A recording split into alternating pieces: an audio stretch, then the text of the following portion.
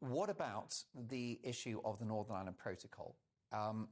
This is a deeply immoral treaty that splits our country down the middle. I can't think of an example in history where an organisation outside of a specific territory has dictated the borders and boundaries of a country. In this case, so Brussels. Why did Boris design it, sign it, and actually put it into law? Well, partly because he inherited Theresa May's botched withdrawal agreement. No, he could have changed it at any time. No, he designed... He got rid of the backstop, which was a miracle in itself. Look, he signed the deal, he designed it and signed it, and actually in Article 16, there's a whole process of how you renegotiate. The NIP, as it's called, the NIP Bill, the Northern Ireland Protocol Bill, is a complete and utter waste of time and our public money at the moment when we're going through, especially when we're going through a cost of living crisis.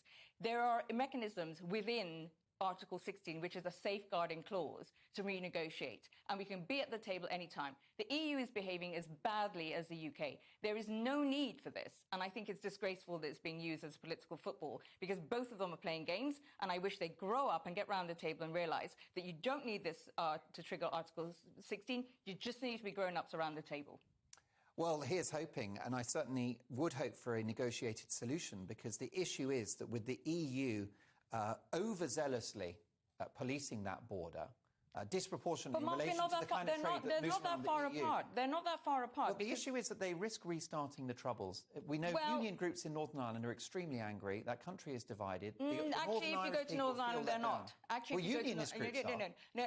If you go over to Northern Ireland, first of all, they're not doing too badly because of it, and their benefit in their prosperity. In the single market. They're effectively in the single market. The Alliance supporters, the new generation that are coming up, are actually not as aggravated as the past generations are. The peace is not as fragile as people think.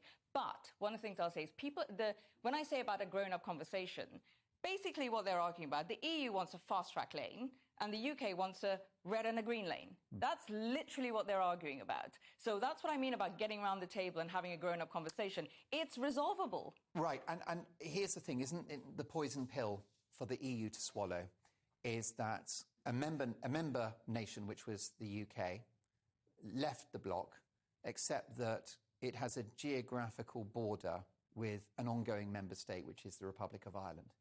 And the sticking point is the EU's desire to protect the integrity of the single market.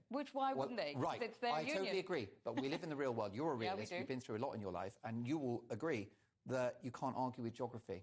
No, you can't. Tough luck. You can't. The EU will have to accept, in the end, they cannot protect the integrity of the single market to the extent that they could on the continent. It's just not going to be possible. They just need to go back. They've got to let it go. Let it go, baby. Well, they've got to go to where they were in February, which was nearly agreeing on where the lanes were going to be. Just get back to that. But the problem is that the people who are negotiating, who are nearly there, need political direction.